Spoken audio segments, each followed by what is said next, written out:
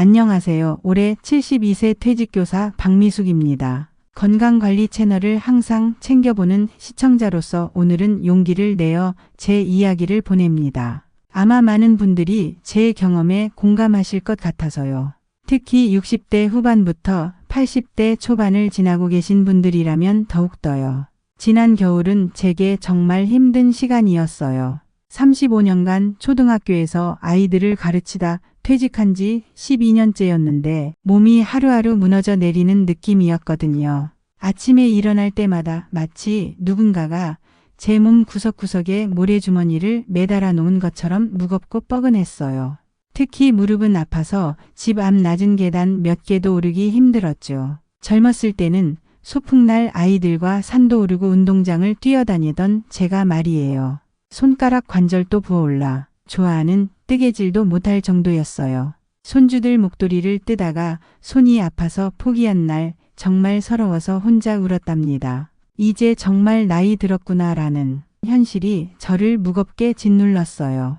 마침내 이대로는 안 되겠다 싶어 큰 병원에 찾아갔어요. 류마티스 관절염인가 뭔가 심각한 병이 있는 건 아닐까 걱정했거든요.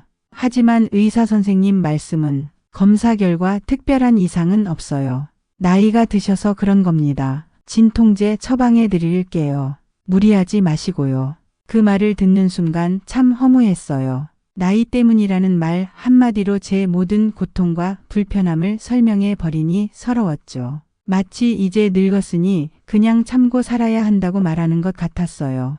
처방받은 진통제를 먹으면 잠시 괜찮다가도 금세 통증이 돌아왔어요. 아침마다 약을 먹으며 이렇게 약에 의존하면서 살아야 하나 고민했죠. 무엇보다 손주들과 함께하는 시간이 고통스러웠어요. 5살 첫 손녀가 할머니 나랑 놀아줘 라고 할 때마다 무릎이 아파서 바닥에 앉지도 못하고 할머니 관절이 아파서 그래 미안해 라고 말할 때마다 가슴이 찢어지는 것 같았어요. 체력이 따라주지 않으니 우울해지기까지 했답니다. 젊었을 때는 미처 몰랐어요. 건강이 얼마나 큰 축복인지를. 그러던 어느 날 동네 복지관에서 수채화 동아리 활동을 하다가 새로 오신 77세 김명자 선생님을 만났어요. 유난히 활기차고 생기 넘치는 분이라 눈길이 갔는데 그날 저는 손가락이 아파서 붓을 제대로 잡지 못하고 있었죠. 명자 선생님이 제게 다가와 물었어요. 미숙 씨 혹시 발 관리 어떻게 하세요? 순간 어리둥절했어요. 발이요? 관절통과 무슨 상관이 있지? 그냥 씻는 것 말고 뭘 더 하나요? 그냥 씻기만 하는데요. 특별히 관리한 적은 없어요. 미숙 씨, 저도 2년 전엔 당신처럼 온몸이 아파서 고생했어요. 이 나이에 건강이 나빠지는 건 당연하다고 생각했죠. 그런데 신체의 숨은 건강 부위가 있다는 걸 알게 된 후 인생이 완전히 바뀌었답니다. 지금은 매일 아침 공원 3바퀴를 돌고 일주일에 2번은 수영도 한다니까요. 그 말을 듣고 저는 반신반의했어요. 명자 선생님은 정말 젊어 보였거든요. 피부도 윤기가 있고 눈빛도 초롱초롱했죠. 하지만 나이 든 사람의 건강이 그렇게 쉽게 좋아질 리가 있나 의심했어요. 그날 수업이 끝난 후 명자 선생님이 커피 한 잔 하자고 제안하셨어요. 복지관 근처 조그만 카페에서 그분이 들려주신 이야기가 제 인생을 바꿨습니다. 우리 몸에는 평생 무시해왔던 신체의 숨은 건강 부위가 있다는 거예요. 바로 발 겨드랑이, 허벅지 안쪽 등과 두피. 이 5부위만 제대로 관리해도 노년의 건강이 달라진다고요. 이 부위들이 우리 몸의 중요한 혈관과 림프절, 신경이 집중된 곳이라 노화와 함께 관리가 소홀해지면 전신 건강에 영향을 미친다는 거였어요. 처음엔 반신반의했어요. 그냥 민간요법 아닌가 싶었죠. 하지만 명자 선생님의 빛나는 눈빛과 활기찬 몸짓을 보니 한번 시도해볼 가치가 있다고 생각했어요. 일단 한 달만 해보자 마음먹고 그날부터 시작했죠. 결과는 정말 놀라웠어요. 지금부터 제가 경험한 신체의 숨은 건강 부위의 비밀을 하나하나 여러분께 나눠드릴게요. 저처럼 나이 때문이라는 말에 포기하고 계신 분들께 작은 희망이 되길 바라면서요. 더 이상 늙었다고 나이 들었다고 그냥 참고 살지 마세요. 지금부터 시작해도 결코 늦지 않아요. 제 경험이 여러분께 작은 빛이 되길 바랍니다. 명자 선생님이 가장 먼저 알려주신 건 발 관리법이었어요. 카페에서 커피를 마시며 명자 선생님이 발은 제2의 심장이라고 하셨을 때 솔직히 웃음이 나올 뻔했어요. 어릴 적 어머니께서 발은 소중하다고 하셨던 기억은 있지만 심장이라니요? 그냥 몸을 지탱하고 걷게 해주는 도구 아닌가요? 미숙 씨 웃지 마세요. 우리 발에는 7,000개가 넘는 신경 말단이 있고 이게 우리 내장 기관과 다 연결되어 있어요. 동양의학에서는 이걸 경락이라 부르죠. 발 반사구라고 들어보셨어요? 발바닥 각 부위가 우리 몸의 장기와 연결되어 있답니다. 그날 집에 와서 제 발을 유심히 살펴봤어요. 뒤꿈치는 거칠고 갈라져 있었고 발가락 사이는 제대로 씻은 기억도 없었죠. 예전에는 페디큐어도 자주 받곤 했는데 나이 들면서 어차피 보이지도 않는데 라며 소홀히 했던 거예요. 혹시 정말 이게 제 건강 문제와 관련이 있을까요? 다음 날부터 명자 선생님께서 알려주신 발 관리법을 시작했어요. 반신반의하는 마음이었지만 어차피 해볼 만한 다른 방법도 없었으니까요. 처음에는 어색했어요. 매일 저녁 발을 물에 담그는 데만 30분이라니 시간이 아까웠죠. 하지만 명자 선생님 말씀대로 저녁 드라마를 보면서 발 담그기를 하니 금세 시간이 지나가더라고요. 정말 신기한 건 발 관리를 시작한 지 일주일 만에 변화가 느껴지기 시작했다는 거예요. 발이 따뜻해지니 온몸이 따뜻해지는 느낌이었어요. 그동안 늘 손발이 차가웠거든요. 남편이 여보 요즘 발이 따뜻하네? 라고 놀랄 정도였어요. 2주 차부터는 아침에 일어날 때 무릎 통증이 확실히 줄었어요. 침대에서 일어나는 순간에 그 찌릿한 통증 아시죠? 그게 없어진 거예요. 처음엔 우연인가 싶었는데 계속 좋아지는 걸 보니 정말 발 관리가 효과가 있나 봐요. 이제 제가 실천한 발 관리 비법을 더 자세히 알려드릴게요. 첫째, 매일 저녁 따뜻한 물에 30분간 발을 담그세요. 물 온도는 체온보다 약간 높은 40도 정도가 좋아요. 너무 뜨거우면 피부가 상할 수 있으니 주의하세요. 제가 쓰는 팁은 먼저 뜨거운 물을 넣고 시간이 지나면서 자연스럽게 식게 두는 거예요.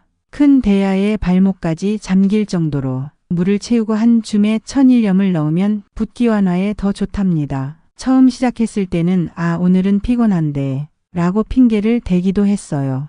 그래서 룰을 정했죠. 저녁 뉴스를 볼 때는 무조건 발 담그기로요. 습관이 되니 이제는 발을 담그지 않으면 뭔가 허전할 정도예요. 신기한 건 발을 담그고 나면 그날 하루 종일 쌓인 피로가 빠져나가는 느낌이에요. 발이 따뜻해지면서 다리의 묵직함이 사라지고 저절로 한숨이 나오면서 몸이 편안해져요. 특히 오래 서 있었던 날엔 그 효과가 더 크게 느껴진답니다. 둘째, 아침 저녁으로 5분씩 발바닥 마사지 하기예요. 처음에는 발바닥에 뭐가 있다고 마사지까지 해? 라고 생각했어요. 그런데 명자 선생님이 보여주신 책에 발바닥 반사구 지도가 있었는데 정말 놀랍더라고요. 발바닥 각 부위가 우리 몸의 장기와 연결되어 있었어요. 저는 로션이나 오일을 바른 후 엄지손가락으로 발바닥을 꾹꾹 눌러주는데 특히 발뒤꿈치와 발볼을 중점적으로 해요. 아침에 일어나자마자 저녁에 발 담그기 후에 꼭 해주고 있어요. 가끔은 남편이 도와주기도 하는데 그날은 정말 꿀잠을 잔답니다. 재밌는 건 처음엔 발바닥을 누르면 아픈 부분이 꽤 있었어요. 명자 선생님 말씀이 그 아픈 부분이 바로 우리 몸에서 문제가 있는 장기와 연결된 곳이래요. 신기하게도 시간이 지나면서 아픈 부분이 점점 줄어들었어요. 셋째, 발가락 사이를 꼼꼼히 씻고 말리기예요. 이건 정말 간과했던 부분이에요. 샤워할 때 발가락 사이까지 꼼꼼히 씻는 습관이 없었거든요. 명자 선생님 말씀이 발가락 사이는 습하고 어두워서 균이 번식하기 가장 좋은 환경이래요. 이곳에 문제가 생기면 전신 건강에 영향을 미친다고요.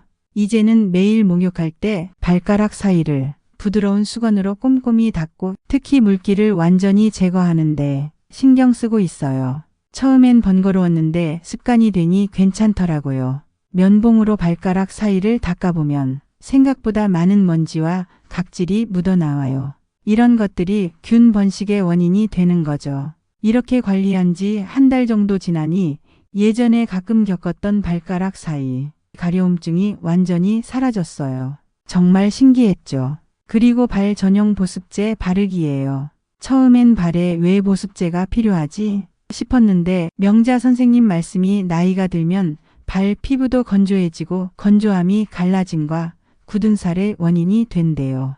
굳은 살이 심해지면 걸을 때 통증의 원인이 되고요. 저는 집에 있던 핸드크림으로 시작했어요. 매일 저녁 발 담그기 후 발을 완전히 말린 다음 크림을 꼼꼼히 발랐죠. 나중에는 발 전용 크림을 구매했는데 우레아 성분이 들어간 크림이 특히 좋더라고요. 거칠었던 발 피부가 부드러워지니 걸을 때도 편안했어요. 재미있는 건 발 피부가 부드러워지니 뇌로 가는 자극이 달라지는 것 같았어요. 맨발로 바닥을 밟는 감각이 더 예민해지고 걸을 때 균형 감각도 좋아진 것 같았거든요. 이렇게 발 관리를 시작한 지 한 달쯤 되었을 때 정말 놀라운 변화가 있었어요. 우리 복지관에서 노인의 날 행사로 근처 공원을 산책하는 프로그램이 있었거든요. 예전 같았으면 무릎 통증 때문에 중간에 쉬어야 했을 텐데 그날은 2km 코스를 쉬지 않고 다 걸었어요. 복지관 관장님이 미숙 씨 요즘 운동 시작했어요. 걸음이 달라 보여요. 라고 하시더라고요. 제가 웃으면서 발만 잘 관리했을 뿐인데요. 라고 했더니 다들 믿지 않았어요. 우리 복지관 81세 장영식 어르신도 제가 알려드린 발 관리법을 따라 하셨는데 정말 놀라운 변화가 있으셨어요. 장 어르신은 10년 넘게 당뇨 합병증으로 발에 통증이 심했거든요. 병원에서는 신경병증이니 약으로 통증만 조절하세요 라고만 하셨대요. 그런데 발 관리를 시작한 지 3개월 만에 발 통증이 크게 줄어들어서 당뇨 전문 병원 의사 선생님도 놀라셨대요.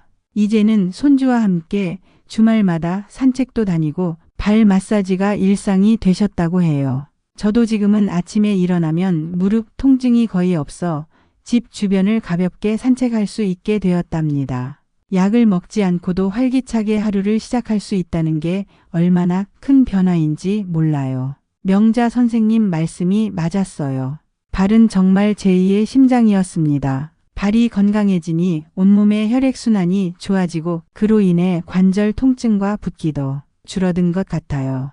이제는 손주들과 놀아줄 때도 무릎이 아프지 않아 함께 바닥에 앉아 블록놀이도 할 수 있답니다. 여러분도 지금 당장 발 관리를 시작해보세요. 나이 든다고 관절이 아프다고 포기하지 마세요. 생각보다 간단한 방법으로도 큰 변화를 경험하실 수 있을 거예요. 발 관리로 무릎 통증이 좋아지는 경험을 한 후 저는 명자 선생님이 알려주신 다음 부위인 겨드랑이 관리에 대해 더 진지하게 귀를 기울이게 되었어요. 하지만 솔직히 말하면 처음 겨드랑이 관리법을 들었을 때는 웃음이 나왔답니다. 겨드랑이가 뭐 어떻다고? 그냥 땀 나는 곳 아닌가요? 겨드랑이는 우리 몸의 자연 해독 센터예요.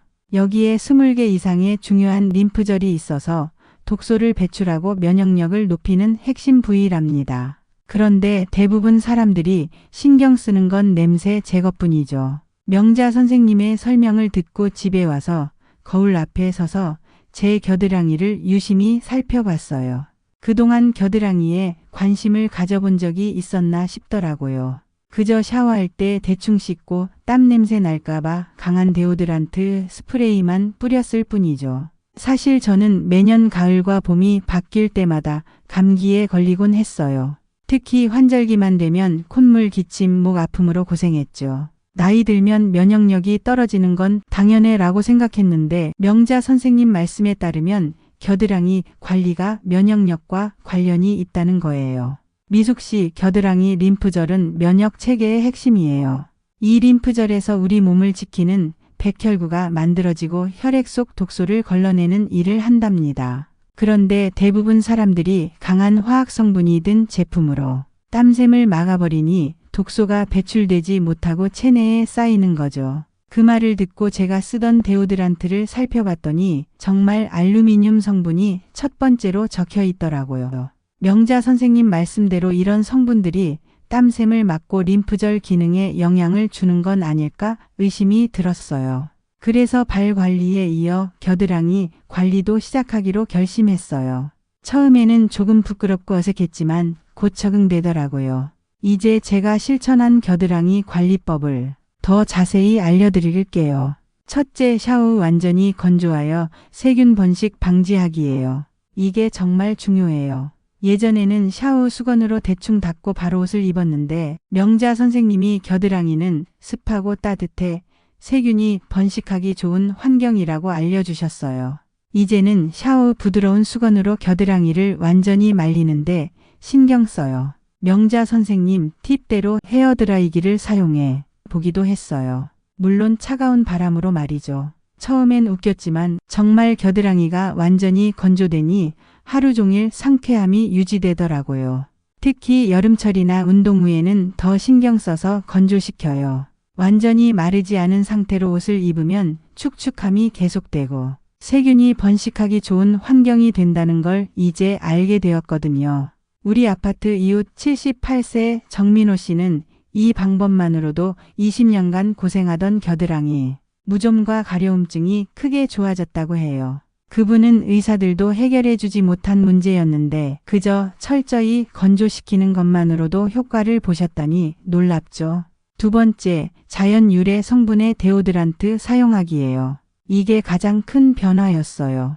그동안 쓰던 화학 성분 데오드란트 대신 천연 성분 데오드란트로 바꿨거든요.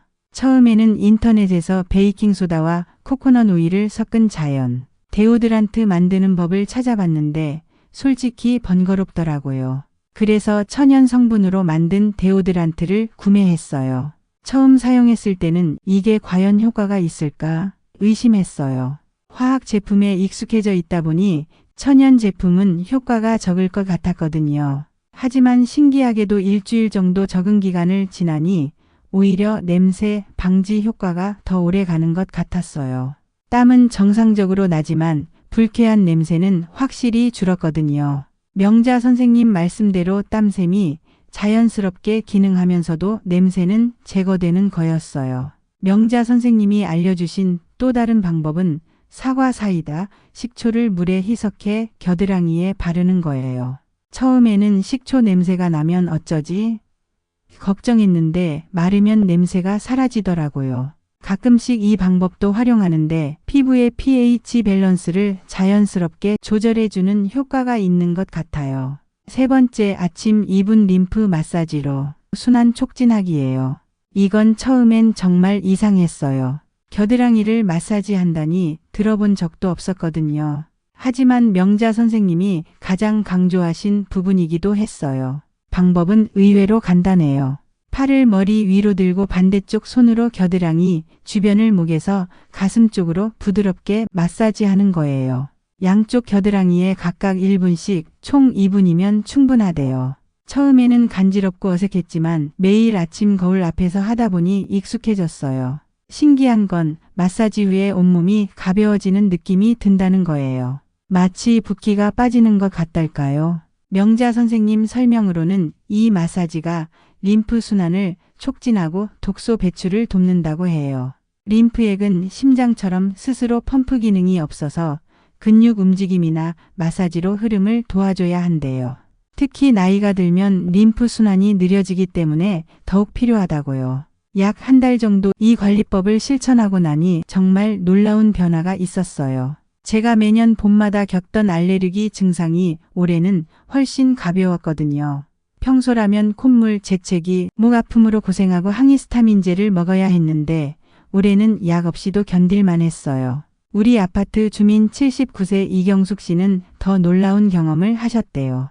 그분은 평생 알레르기와 기관지염으로 고생하셨는데 봄, 가을마다 항생제와 스테로이드를 복용해야 할 정도였대요. 제가 겨드랑이 관리법을 알려드렸더니 2달 만에 20년 만에 처음으로 가을이 왔는데도 기관지염이 오지 않았다며 정말 기적 같다고 하셨어요.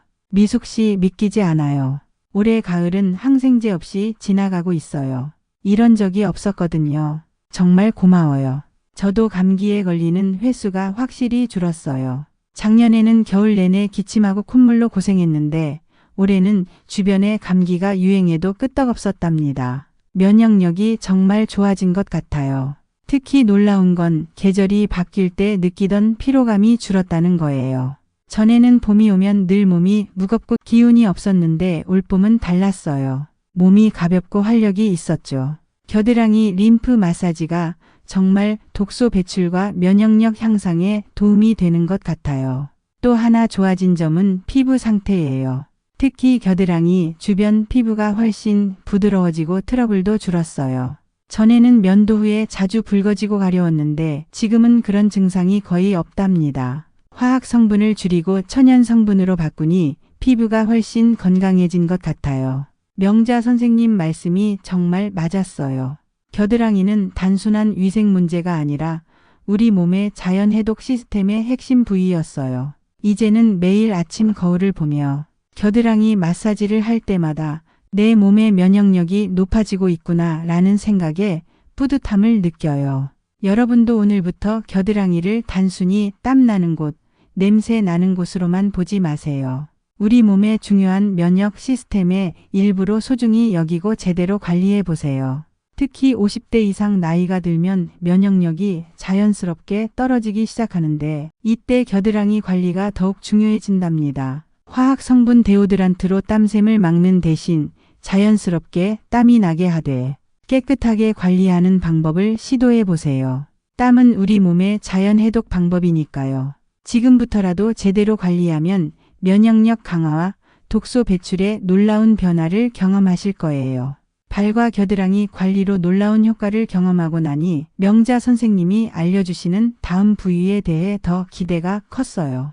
그런데 허벅지 안쪽이라니 처음에는 정말 이상했답니다. 제가 복지관에서 명자 선생님께 허벅지 안쪽이 왜 중요한가요? 라고 물었더니 그분이 조용히 제 귀에 대고 말씀하셨어요.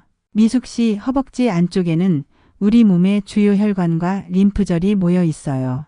이 부위의 건강 상태는 간 기능과 혈액 순환에 직결된답니다. 그런데 대부분 사람들이 이 부위 관리를 너무 소홀히 해요. 솔직히 그동안 한 번도 신경 써 본 적이 없는 부위였거든요. 보니까 피부가 건조하고 탄력이 없었어요. 가끔 붉은 반점도 보이고 어딘가 부은 듯한 느낌도 들었죠. 사실 저는 오랫동안 다리가 자주 붓고 밤에 쥐가 나서 고생했어요. 특히 저녁이면 다리가 무겁고 저리는 증상 때문에 잠들기가 힘들었죠. 병원에서는 그저 나이 탓이라며 혈액순환제만 처방해 주셨어요. 한때는 정맥류가 아닐까 걱정도 했었는데 혹시 이 모든 게 허벅지 안쪽 관리와 관련이 있는 건 아닐까요?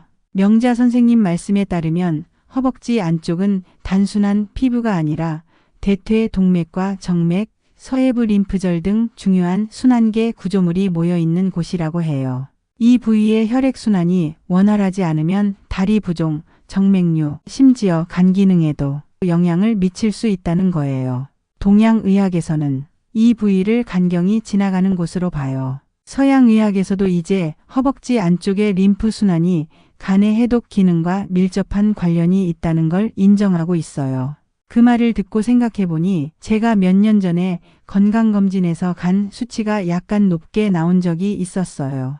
의사 선생님은 약간 높은 정도니 걱정 말고 술만 줄이세요 라고 하셨는데 혹시 이것도 관련이 있을까요? 궁금증과 기대감을 안고 허벅지 안쪽 관리를 시작했어요. 이제 제가 실천한 방법을 더 자세히 알려드릴게요. 먼저 순한 비누로 부드럽게 씻는 거예요. 목욕할 때 허벅지 안쪽을 꼼꼼히 씻는 건 생각보다 쉽지 않았어요. 나이 들면 몸이 뻣뻣해져서 이 부위에 손이 잘 닿지 않거든요. 명자 선생님 조언대로 목욕 스폰지를 긴 막대에 감아 사용했어요. 따뜻한 물로 허벅지 안쪽을 충분히 적신 후 천연 성분의 순한 비누로 부드럽게 씻었어요. 강한 화학 성분의 바디워시는 피부를 건조하게 만들 수 있다고 해서 피했죠. 저는 올리브 오일이 함유된 비누를 사용했는데 씻고 나면 피부가 촉촉하고 부드러워지는 느낌이었어요. 특별히 신경 썼던 건 서해부 사타구니 주변이에요. 이 부위는 땀이 많이 차고 통풍이 잘 안 되는 곳이라 피부 문제가 생기기 쉽거든요. 부드럽게 씻되 너무 세게 문지르지 않도록 주의했어요. 과도한 마찰은 오히려 피부를 자극할 수 있으니까요. 처음에는 이렇게까지 해야 하나 싶었는데 일주일 정도 지나니 허벅지 안쪽 피부가 훨씬 부드러워지고 가려움증도 줄더라고요. 그 다음은 통기성 좋은 면 속옷 입기예요. 이건 정말 중요한 변화였어요. 그동안 저는 편하다고 스판이 많이 들어간 속옷을 즐겨 입었거든요. 몸에 딱 맞고 움직임이 자유로워서 좋았는데 명자 선생님 말씀이 꽉 끼는 속옷은 혈액순환을 방해한다는 거예요. 미숙 씨, 특히 허벅지 안쪽은 혈관이 밀집한 곳이에요. 꽉 끼는 옷을 입으면 혈액과 림프액 순환이 저하돼요. 면 100% 속옷을 넉넉하게 입으세요.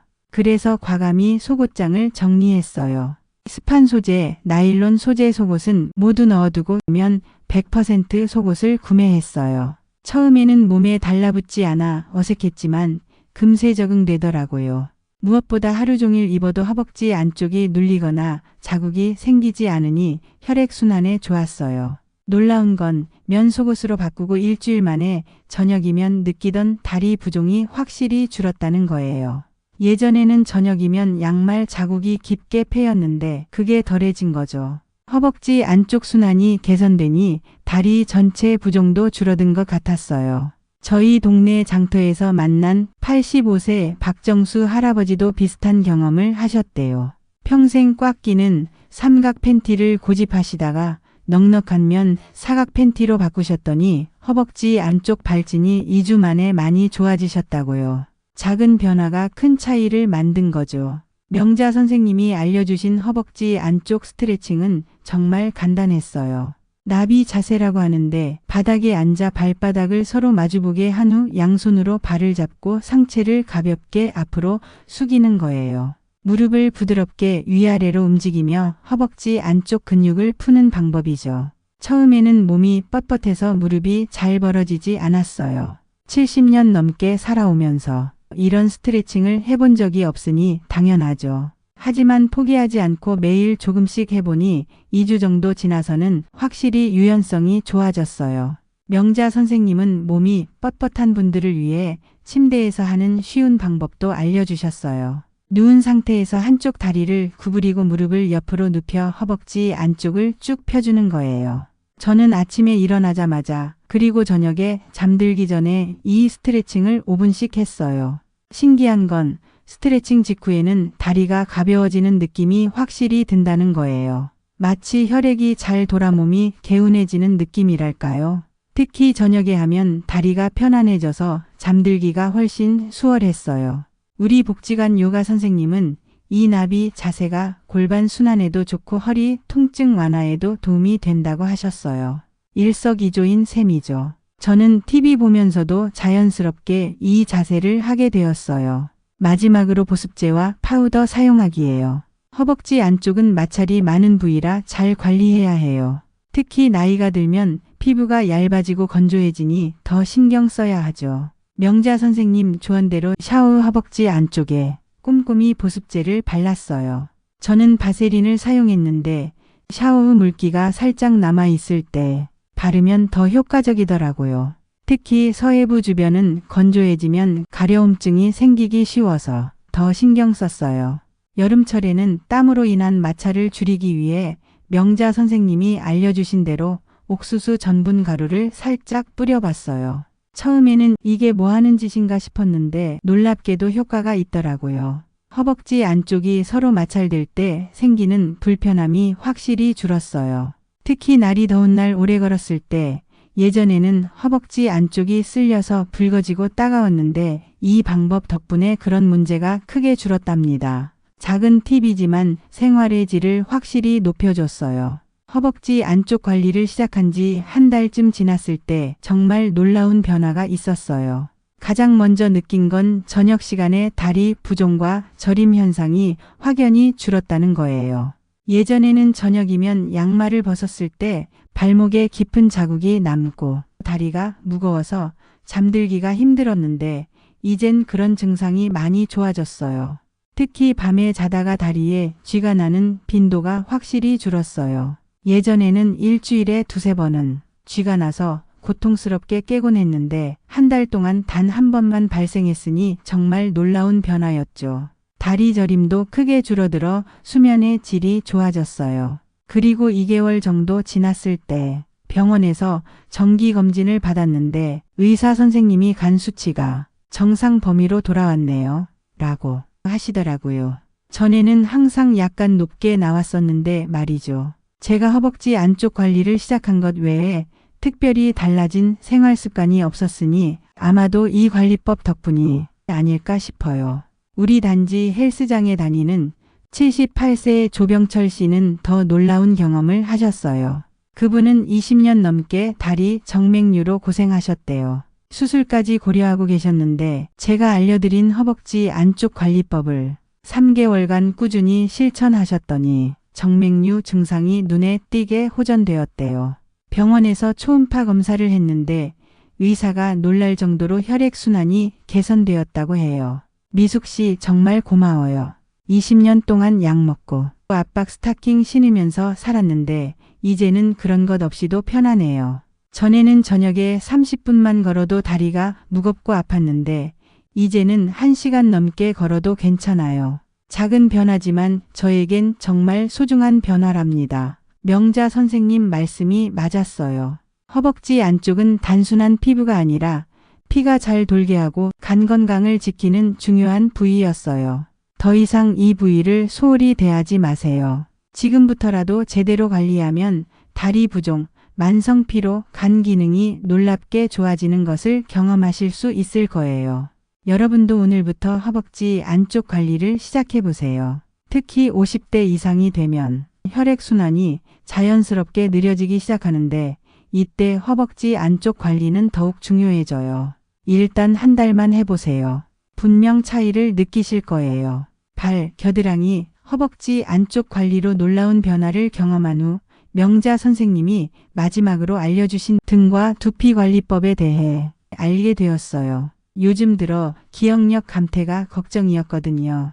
가끔 손주 이름을 헷갈리기도 하고 물건을 어디 두었는지 자주 잊어버렸어요. 이게 치매의 시작인가 하는 두려움도 있었죠. 명자 선생님께 이런 고민을 털어놓자 목과 등 위쪽의 근육은 뇌로 가는 혈관과 신경에 직접 영향을 미쳐요.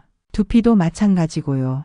이 부위가 건강해야 기억력과 집중력이 좋아진답니다. 라고 하셨어요. 그래서 등과 두피 관리를 시작했어요. 먼저 긴 손잡이가 달린 부드러운 목욕 브러쉬로 등을 마사지하듯 씻었어요. 미지근한 물로 등을 적신 후 부드러운 원을 그리며 척추에서 바깥쪽으로 문질렀죠. 일주일 지나니 샤워 몸이 가벼워지고 어깨와 목의 뻣뻣함이 줄어드는 게 느껴졌어요. 두 번째로 두피 마사지를 시작했어요. 손가락 끝으로 두피 전체를 5분간 부드럽게 마사지했죠. 아침 머리 빗기 전과 저녁 잠들기 전에 했는데 마사지 후에는 정말 머리가 맑아지는 느낌이었어요. 샴푸할 때도 두피를 마사지하듯 감았고 특히 뒤통수와 관자놀이 부분을 집중적으로 했어요. 세 번째로 간단한 척추 스트레칭을 매일 아침 했어요. 침대에 앉아 천천히 머리를 좌우로 돌리고 어깨를 돌리고 상체를 옆으로 구부리는 간단한 동작이었죠. 처음에는 몸이 뻣뻣했지만 2주 정도 지나니 움직임이 훨씬 부드러워졌어요. 마지막으로 잠자기 전 5분간 등과 목 마사지를 했어요. 테니스공 2개를 양말에 넣어 바닥에 놓고 그 위에 누워 천천히 등을 움직였는데 뭉친 근육이 풀리는 느낌이었어요.